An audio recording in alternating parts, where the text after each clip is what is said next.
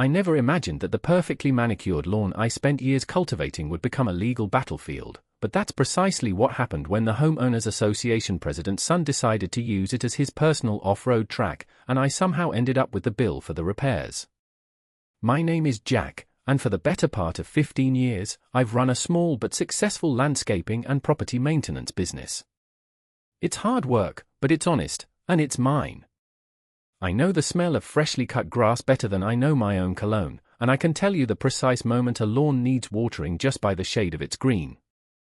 My own home in the Oakwood Creek Estate subdivision was my showroom, my pride and joy. The lawn was a lush, emerald carpet, the flower beds were meticulously arranged, and the hedges were so perfectly squared you could use them with a level. I wasn't just a resident, I was the guy people pointed to when they wanted to show what a dedicated homeowner could achieve. Oakwood Creek wasn't a fancy place, not really. It was a solid, middle-class neighborhood with sturdy brick houses, 2-car garages, and kids' bikes occasionally left on the sidewalk. For the first decade I lived there, the Homeowners Association was more of a suggestion than an authority. It was run by a retired postman named Frank who mostly just organized the annual block party and made sure the little wooden sign at the entrance got a fresh coat of paint every few years. Dues were minimal, and nobody bothered you as long as your house wasn't actively on fire or painted a color that could be seen from space. It was a peaceful, live-and-let-live kind of community. We were neighbors, not subjects. That all changed the year Brenda Miller moved in. She and her husband bought the big 2-story colonial at the end of the cul-de-sac. They were from out of state, and Brenda carried with her an air of superiority that grated on the quiet sensibilities of our neighborhood. She spoke in a clipped, condescending tone and seemed to believe that her opinions were not just opinions, but established facts that the rest of us were simply too slow to recognize. Within 6 months, old Frank had a health scare and stepped down from his post as HOA president. Brenda, seeing a power vacuum, swooped in. She ran unopposed because, frankly, nobody else wanted the job. We all figured it would be the same old routine. We could not have been more wrong. The changes started small, almost comically so. The first new rule, circulated in a professionally printed newsletter that replaced Frank's folksy, mimeographed sheets, was about mailboxes. All mailboxes, the decree stated, had to be a specific shade of black, obsidian night, to be precise, and the posts had to be white. A sample color chip was included. A few people grumbled, but most of us just bought the paint and did it. It was annoying, but not worth a fight. Then came the rules about garden decorations. No more pink flamingos. No more whimsical gnomes. All decorative items had to be earth-toned and harmonious with the natural landscape. Mrs. Gable, a sweet widow in her 80s who had a cheerful collection of gnomes her late husband had given her, was the first to receive an official violation notice. Next, it was landscaping. Specific species of flowers were now mandated for front-facing flower beds. Tulips were acceptable, but only in red or yellow. Roses were fine, provided they were a hybrid tea variety. Anything else was deemed aesthetically discordant. As a professional landscaper, I found this particularly absurd. A garden is a personal expression, not a military uniform. But still, the neighborhood mostly complied. There was a general sense of apathy, a feeling that it was easier to go along with these silly rules than to stir up trouble. Brenda held monthly meetings that were sparsely attended, where she would unveil her latest regulations with the gravity of a world leader announcing a new treaty. She stacked the board with a couple of her new friends, and her power became absolute. The quiet, cooperative spirit of Oakwood Creek was slowly being choked by a thicket of arbitrary rules. I kept my head down, maintained my own property to a standard far beyond her ridiculous requirements, and hoped the storm would eventually pass. Then came the storm, a literal one. It was late May, and the weather had been unseasonably volatile. A massive system stalled over our region, dumping a truly biblical amount of rain for 3 solid days. The ground, already soft from the spring thaw, became completely saturated. Creeks overflowed, basements flooded, and lawns turned into mushy, green sponges. My own property, thanks to a French drain system I'd installed years ago, handled the water better than most, but the turf was still incredibly soft and vulnerable. The rain finally stopped on a Saturday afternoon, leaving behind a world of dripping trees and the thick, earthy smell of wet soil. I was in my kitchen, nursing a cup of coffee and looking out the window at the steam rising from the asphalt, when I heard it. It was the obnoxious roar of a modified exhaust, the kind teenagers think makes their four-cylinder car sound like a dragon. I recognized it immediately as belonging to Kyle Miller, Brenda's 17-year-old son. His car, a beat-up import with a ridiculous spoiler, came tearing down the street. He swerved into his driveway at the end of the cul-de-sac, but instead of stopping, he seemed to be showing off for a friend in the passenger seat. He cranked the wheel hard, tires squealing on the wet pavement. He lost control. The car slid sideways, hopped the low curb, and plowed directly across the corner of my front lawn. It wasn't just a simple tire track. The saturated ground gave way instantly. The spinning wheels acted like a tiller, churning up huge divots of turf and soil. Mud flew in every direction, splattering against the side of my pristine white house and coating the azalea bushes. The car gouged 2 deep, muddy trenches nearly 20 feet long before Kyle managed to wrestle it back onto the street and screech to a halt in his own driveway. He and his friend jumped out, looked back at the carnage, laughed, and then ran inside his house as if nothing had happened. I stood there, coffee cup in hand, a cold fury rising in my chest. I took a deep breath. I was a reasonable man. This was a kid being a kid, albeit a reckless and destructive one. I decided to wait a bit, let my temper cool, and then I would walk over and have a calm, rational conversation with Brenda and her husband. I expected an apology, an offer to pay for the damages, and an assurance that their son would be disciplined. It was a simple, neighborly expectation. That, however, is not what happened. Before I could even put on my shoes to go over, my own front door rattled with a series of sharp, aggressive knocks. I opened it to find Brenda Miller standing on my porch. She had her arms crossed, her lips pursed into a thin, disapproving line. She wore a tracksuit that looked more expensive than my work truck, and her expression was one of pure indignation. There was no hint of apology in her eyes. "Jack," she began, her voice sharp and devoid of any pleasantry. "We have a problem." I gestured with my head toward the mangled corner of my lawn. The tire tracks were like a giant, muddy scar. "Yes, we do, Brenda. Your son just did this." She glanced at the damage for a fraction of a second, then her gaze snapped back to me, colder than ever. "The problem," she said, enunciating each word as if speaking to a child, "is the condition of your lawn. It is clearly not in compliance with community standards. The ground is far too soft. It represents a hazard." I stared at her, genuinely speechless for a moment. I thought I must have misheard her. "A hazard?" "Brenda, we just had 3 days of non-stop rain. The entire state is a swamp. The ground is soft because it's saturated with water. Your son drove his car across it." "Irrelevant," she snapped. "A properly maintained lawn, according to Article 7, Section 4 of the Oakwood Creek Covenants, must have adequate drainage to prevent soil instability.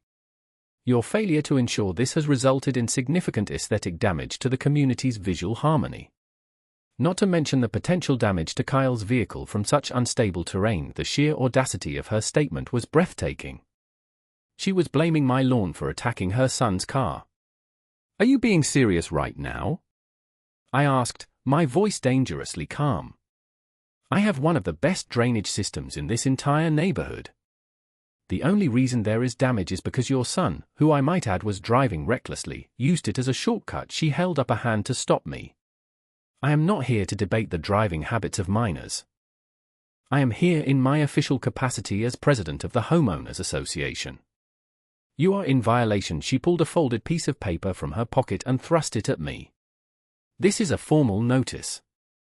You have 7 days to repair the damage and restore your lawn to an acceptable condition. If you fail to comply, you will be fined $100, with an additional $100 for every week the violation remains unresolved." I took the paper from her, my hand trembling slightly with repressed anger. I looked at the muddy trenches her son had carved, then back at her smug, unyielding face. This wasn't about a lawn.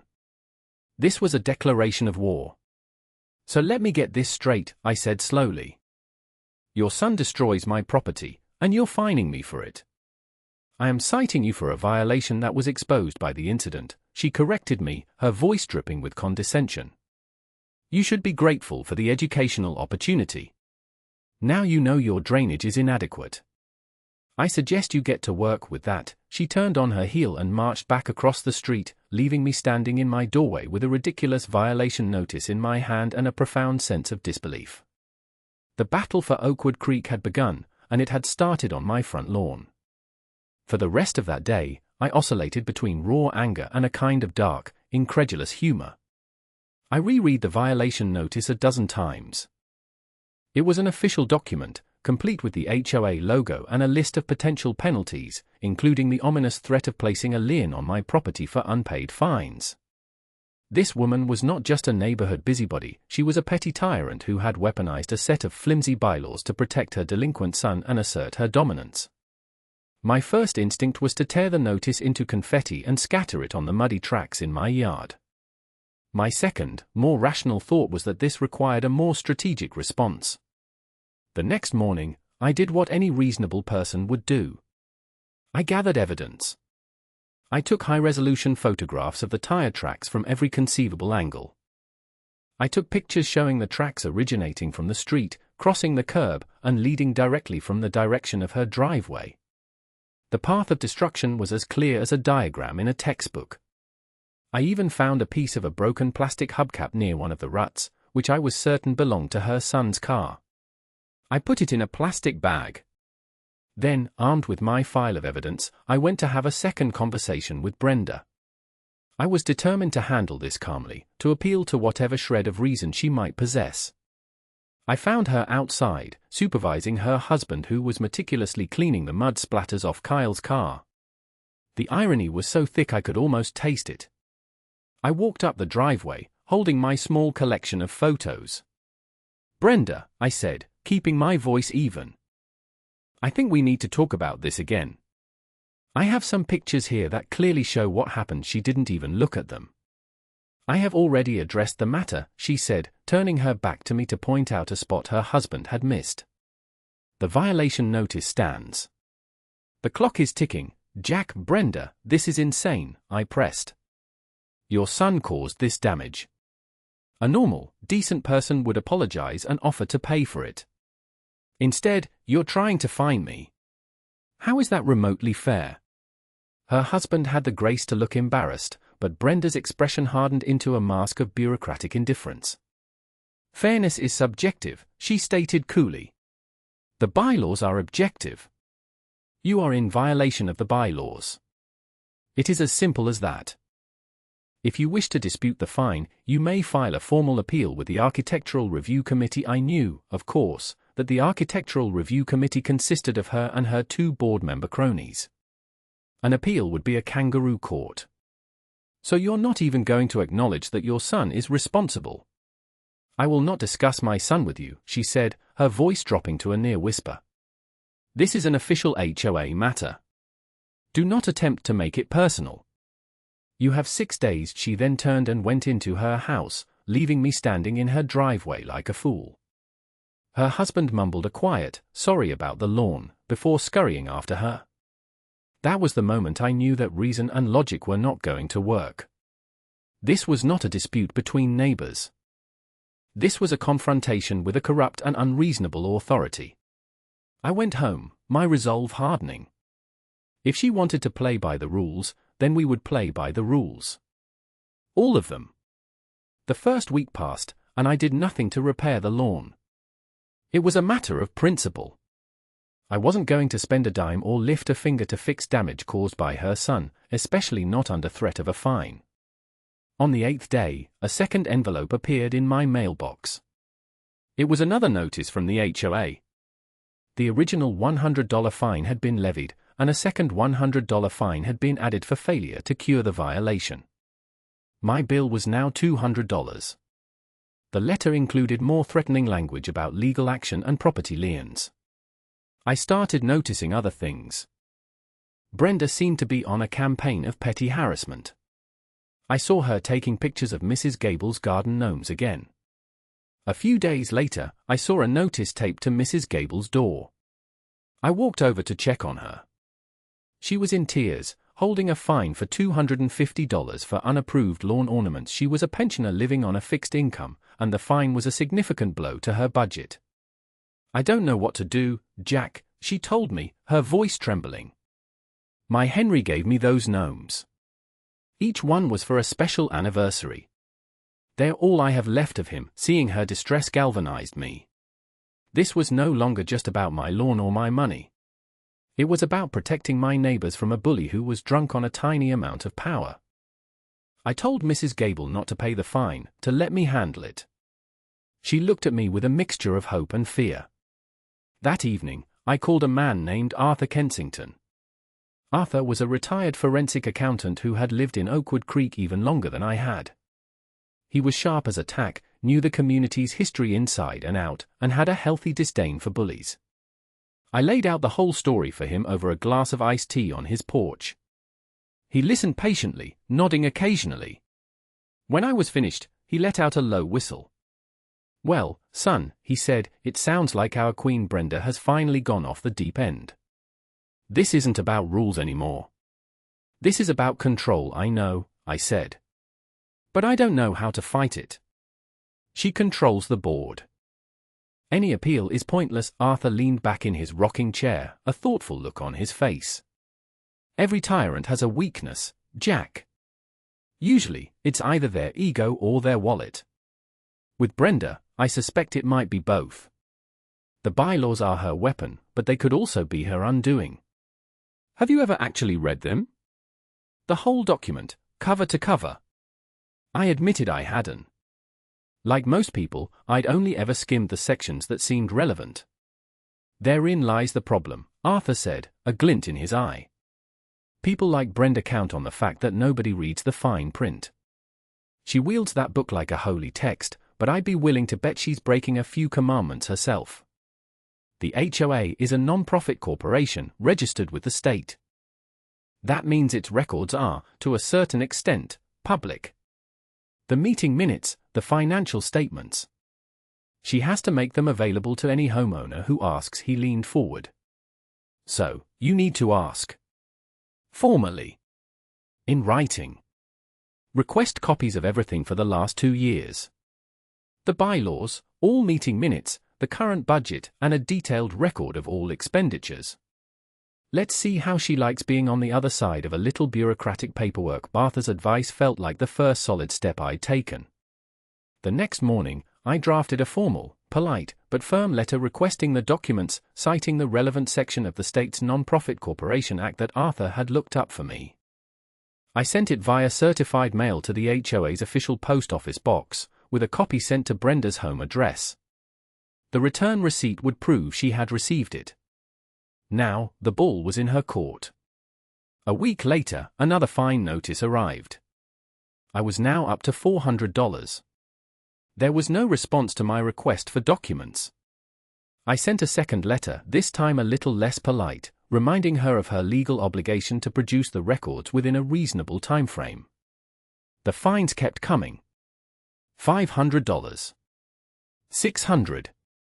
The muddy gashes in my lawn remained untouched, a silent protest against her tyranny. My neighbors started to notice. Some would give me a quiet thumbs up when Brenda wasn't looking. Others would cross the street to avoid talking to me, clearly intimidated. The neighborhood was dividing into factions, those who were afraid of Brenda and those who were quietly cheering me on. The situation was becoming untenable.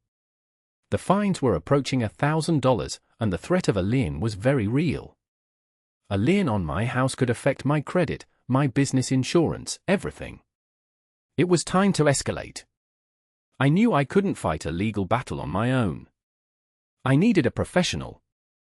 I looked up attorneys who specialized in real estate law and, specifically, HOA disputes. I found a man named Mr. Thompson whose website was filled with testimonials from homeowners who had been in situations just like mine.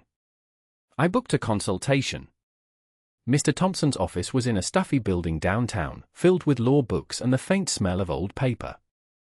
He was a portly man in his late 50s with a calm demeanor that was instantly reassuring. I explained the entire situation, starting with Kyle's joyride and ending with my unanswered requests for financial documents. I showed him the pictures, the violation notices, and the copies of my letters. He listened intently, taking notes on a yellow legal pad. When I finished, he leaned back in his leather chair and steepled his fingers. "Well, Mr. Miller," he said, confusing me with my nemesis for a second before I corrected him. "Well, Jack. You, sir, have stumbled into the hornet's nest. HOA disputes are some of the nastiest, most emotional fights in civil law. People get territorial. But what you're describing goes beyond a simple dispute. This is a targeted harassment campaign, and her refusal to provide financial records is a massive red flag. So what can I do?" I asked. "Can we sue her?" "We can," he said. "But litigation is expensive and time-consuming. First, we use the tools the law gives us. We are going to send a demand letter from my office. It will restate your request for the documents, but this time it will come with a deadline and the explicit threat of a lawsuit to compel their release, a lawsuit for which she and the HOA would be liable for all legal fees if we win. That usually gets their attention." He smiled faintly. "People tend to take letters more seriously when they're printed on a lawyer's letterhead." He was right. 2 weeks after Mr. Thompson sent his letter, a thick manila envelope arrived at my house. It was from the HOA. Inside was a stack of papers nearly 2 inches thick, meeting minutes, budget reports, and a ledger of expenditures.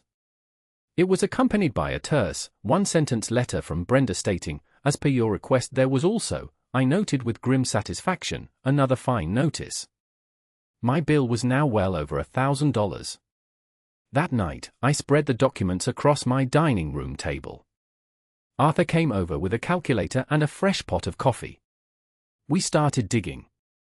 The meeting minutes were a joke. They were vague and clearly written to conceal more than they revealed. The budget was balanced, but the spending categories were suspiciously broad. General maintenance, landscaping services, administrative costs, there were no specifics. "This is where we'll find her," Arthur said, tapping the expenditure ledger. "Follow the money. It never lies." We spent hours poring over the columns of dates, vendors, and amounts. Most of it seemed plausible, if a little high.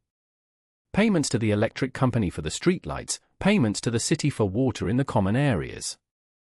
But then we started noticing a pattern. Every month, there was a large, recurring payment for landscaping services to a company called Prestige Green Solutions. The amounts were staggering, far more than what our small neighborhood's common areas would require. I'd been in the landscaping business for 15 years in this very town, and I had never once heard of Prestige Green Solutions. "That's odd," I said. "For that kind of money, they should be a major player. I know every commercial landscaping company in a 50-mile radius. This isn't one of them." There were other strange entries.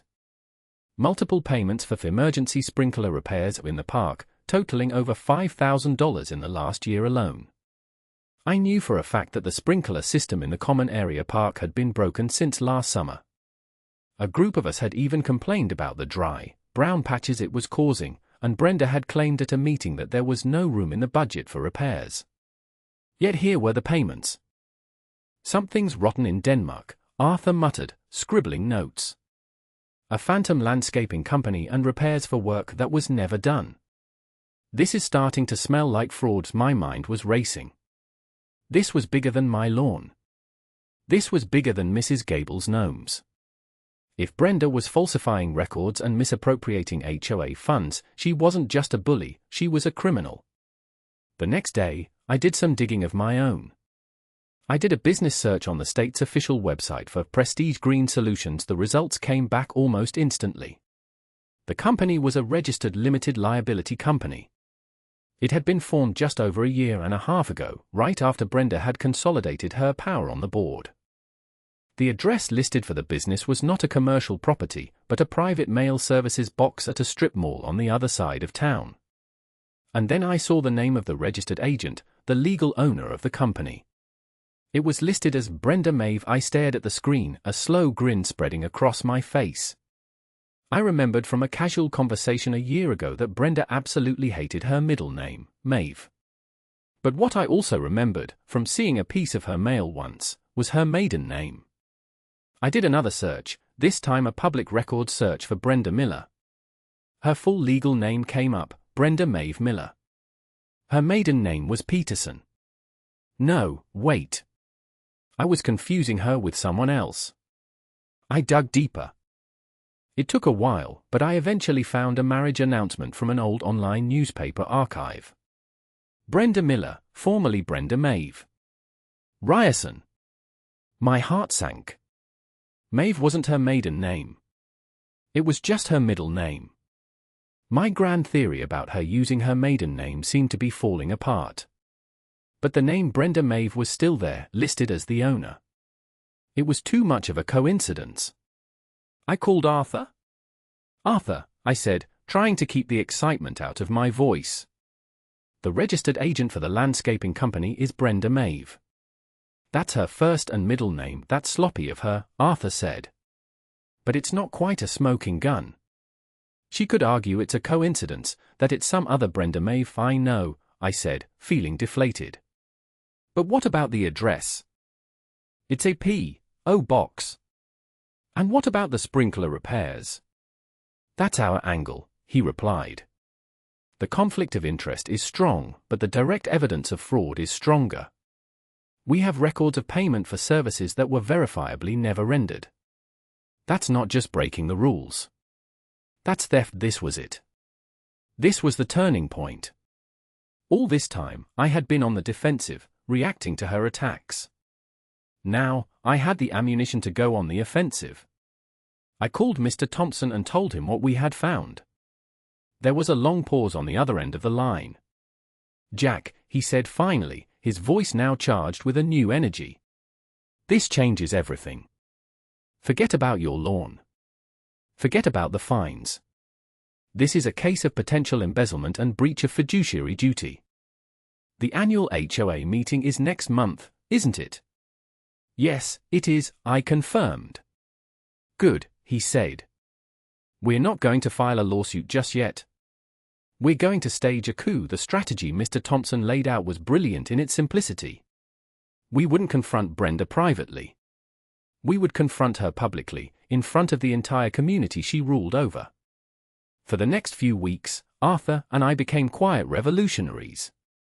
We discreetly visited our neighbors, one by one. We didn't show them all our evidence at first. We simply talked to them about their own frustrations with Brenda's reign. We spoke to the family who was fined for their basketball hoop being the wrong color. We spoke to the young couple who were ordered to tear out their vegetable garden because it was not aesthetically uniform, and, of course, we spoke to Mrs. Gable, who was now facing nearly $1,000 in fines for her beloved gnomes. We built a coalition of the fed up. We told everyone that it was crucial they attend the annual meeting, that there were serious issues with the board's management that needed to be addressed publicly. We didn't have to push hard. The discontent was already simmering just below the surface, all we did was give it a voice and a direction. We told them to hold their questions and their anger until the new business portion of the meeting agenda. Meanwhile, Mr. Thompson's office was preparing a package to be delivered to the district attorney's office, detailing our findings and formally requesting an investigation into the HOA's finances. But he advised us to wait, to let the community handle it first. A public removal from her post by the homeowners she was supposed to be serving would be a far more powerful and satisfying form of justice. The day of the annual meeting arrived. It was held in the small community clubhouse, a building that was usually mostly empty save for the occasional book club meeting. Tonight, it was packed. Every single chair was filled, and people were standing along the walls. I saw faces I hadn't seen at a meeting in years. Brenda and her two cronies on the board sat at a table at the front, looking surprised and slightly flustered by the massive turnout. Brenda, however, quickly regained her composure, a smug smile playing on her lips as if she believed everyone had come to admire her leadership. She opened the meeting with her usual dry recitation of last year's accomplishments, which mostly consisted of a list of new rules she had implemented and the total amount of fines she had collected. She spoke with an air of pride, as if levying fines against her neighbors was a mark of success. The tension in the room was palpable. People were shifting in their seats, whispering to one another. Arthur, sitting next to me, gave my arm a reassuring squeeze. The meeting droned on through the old business, the treasurer's report, a vague summary that conveniently omitted any vendor names, and the committee reports. Finally, Brenda looked up and said, "That concludes the scheduled agenda. Is there any new business to be brought before the board?" This was our moment. I stood up. My heart was pounding, but my voice was steady when I spoke. "Yes, Madam President. I have some new business." Every eye in the room turned to me. Brenda's smile tightened. "Very well, Jack. The floor is yours. Please be brief." "I'm sure you want to complain about your lawn again," a few of her supporters chuckled, but the sound died quickly in the tense silence. "Actually, no," I said calmly. "My lawn is the least of our problems. I'd like to talk about the HOA's finances. Specifically, I'd like to talk about a company called Prestige Green Solutions." I saw a flicker of panic in her eyes. It was tiny, almost imperceptible, but it was there. She quickly masked it with a look of bored indifference. "I'm not sure what you're talking about." "That is our official landscaping contractor, is it?" I asked. "Because according to the state's business registry, Prestige Green Solutions is owned by a woman named Brenda Maeve, and it's registered to a P.O. box. Would you care to comment on that remarkable coincidence?" A murmur went through the crowd. Brenda's face began to flush a deep, blotchy red. "That's an outrageous accusation. This is slander." "Is it?" I countered, my voice rising slightly. "Let's talk about something that isn't an accusation. Let's talk about facts. Over the last year, the HOA has paid Prestige Green Solutions over $30,000 for landscaping services. And yet, the common areas are full of weeds, and the flower beds are half dead. Where did that money go, Brenda?" Before she could answer, Arthur stood up, holding a large poster board. On it, we had printed a giant copy of the business registration for Prestige Green Solutions, with the name Brenda Maeve and the P.O. box address highlighted in yellow. "Perhaps you can also explain this," Arthur said, his voice booming through the small room. The room erupted. People started shouting questions. "Is this true? Have you been stealing from us?" Brenda banged her gavel on the table. "Order! Order! These are baseless lies. This meeting is adjourned." "Not so fast," I said, holding up a second poster board. This one had a list of the payments for the emergency sprinkler repairs, with dates and amounts, next to a series of large, dated photos of the broken, bone-dry sprinkler heads in the park. "You also billed us $5,000 for sprinkler repairs that were never done." "That's not slander, Brenda. That's fraud. That's theft." The chaos intensified. Her two board members looked at the evidence, then at Brenda, their faces pale with shock. They began to back away from her, both physically and metaphorically. Her authority, built on a foundation of fear and bluster, crumbled in a matter of seconds. She was no longer a feared president, she was just a cornered thief. She stood up, her face contorted with rage, and pointed a trembling finger at me.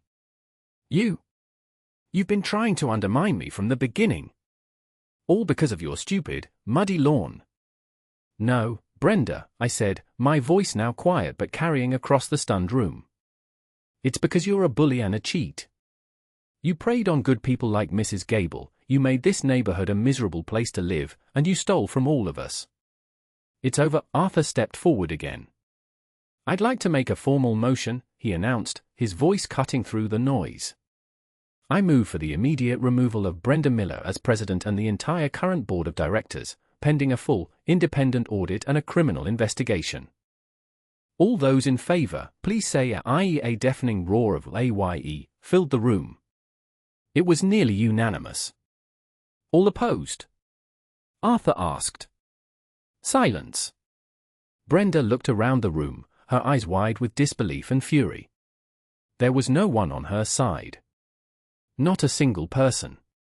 She let out a strangled cry of frustration, grabbed her purse, and stormed out of the clubhouse, slamming the door behind her. We had won. The reign of Queen Brenda was over. The aftermath of that meeting was swift and decisive. Arthur was elected as the interim president, and a new, temporary board was formed from a group of volunteers. Their first official act was to unanimously vote to dismiss every fine Brenda had ever issued. A letter of apology was sent to every resident who had been targeted, including a heartfelt, personal one to Mrs. Gable. The gnomes, which she had sadly packed away, were back in her garden the very next day, looking more cheerful than ever. My own fines, which had ballooned to an absurd amount, were wiped from the record. The new board even passed a motion to use HOA funds to have my lawn professionally resodded, a gesture I appreciated but politely declined. I had already fixed it myself, and the satisfaction of raking out that fresh soil was a victory in itself. The tire tracks were gone, and so was the tyrant who had put them there. The day after the meeting, as promised, Mr. Thompson forwarded our entire file of evidence to the district attorney's office. An official investigation was launched, and it didn't take them long to uncover the truth. The paper trail was undeniable. Brenda had been funneling HOA dues into her personal bank account through the shell company she'd created. The sprinkler repair invoices were from a friend of hers who owned a plumbing business. He had created the fake bills for her in exchange for a small cut of the money.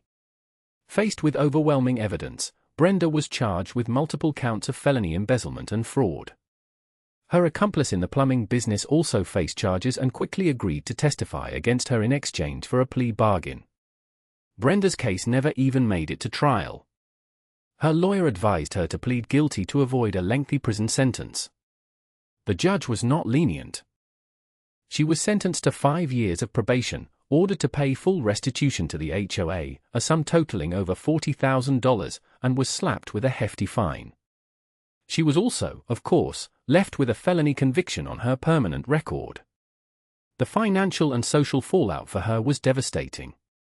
Her husband, a quiet man who was either oblivious to his wife's schemes or willfully ignorant, was publicly humiliated. The stress of the scandal destroyed their marriage. He filed for divorce shortly after her conviction. To pay the court-ordered restitution and their mounting legal bills, they were forced to sell their big colonial house at a loss. They left Oakwood Creek in disgrace, less than 2 years after they had arrived. With Brenda gone, a profound sense of relief washed over the neighborhood. It was like a dark cloud had lifted. The new HOA, under Arthur's steady guidance, went about dismantling her entire web of ridiculous rules. The covenant was rewritten to be simpler, clearer, and more reasonable. The focus shifted from punitive enforcement to community enhancement. The dues were used for their intended purpose, planting new trees, fixing the playground equipment, and, yes, finally repairing the sprinkler system in the park. The annual block party, which Brenda had cancelled, was reinstated and was better attended than ever before. People were talking to each other again. The spirit of neighborliness, which had been suppressed for so long, returned with a vengeance. A couple of years passed. Oakwood Creek thrived.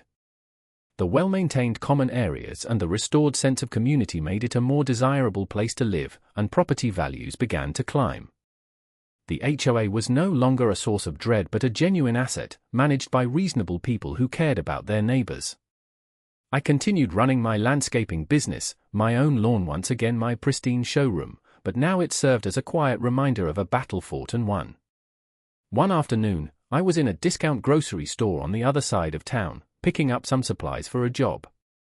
As I stood in the checkout line, I heard a familiar voice, though it was stripped of its usual commanding tone. "Paper or plastic?" it asked, sounding tired and monotone. I looked up. The cashier was Brenda. She looked diminished. Her expensive tracksuit was replaced by a cheap, ill-fitting polyester uniform. Her hair was stringy, and her face was etched with lines of perpetual exhaustion and defeat. She was scanning my items, her eyes fixed on the conveyor belt, refusing to look up.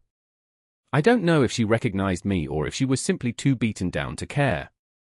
When she finished, she told me the total, her voice a flat whisper. I paid, said a quiet thank you, and took my bags. As I walked away, she still hadn't made eye contact. There was no confrontation, no final exchange of words. There was nothing left to say. Seeing her there, trapped in a mundane purgatory of her own making, was a far more fitting end than any shouted insult could have been. It was not a moment of triumph, but one of quiet, detached pity.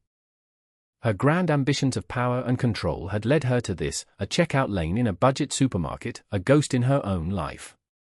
Looking back on it all now, the whole ordeal seems almost surreal. It started with something as simple as tire tracks on a lawn and spiraled into a full-blown community revolution. It taught me that the worst kind of tyranny isn't always the one you see on the news, enacted by governments or armies. Sometimes, it's the small, petty tyranny of a neighbor who gets a little bit of power and lets it consume them. People like Brenda thrive in the apathy of others. They count on the fact that most people will put up with absurdity just to avoid a confrontation. But it also taught me something else. It taught me about the power of a community, however reluctant, to stand up for itself. It showed me that one person, armed with the truth and a little bit of resolve, can make a difference. Pushing back against a bully is never easy, but when you do, you often find that you are not standing alone. There are others standing right behind you, waiting for someone to take the first step. Justice, in the end, is not just about punishing the guilty, it's about restoring peace and fairness to the community they harmed. Today, as I mow my lawn, the same one that started it all, the sound of the engine is a peaceful hum. The grass is green, the neighborhood is quiet, and Mrs. Gable's gnomes stand proudly in her garden, watching over a community that learned to fight for its own tranquility. And I, the reluctant hero of the great HOA war, am just a man who likes his lawn, a man who was pushed too far and, in pushing back, helped his neighbors find their voice again. I return to my quiet life, but the quiet feels different now. It feels earned. It feels like peace.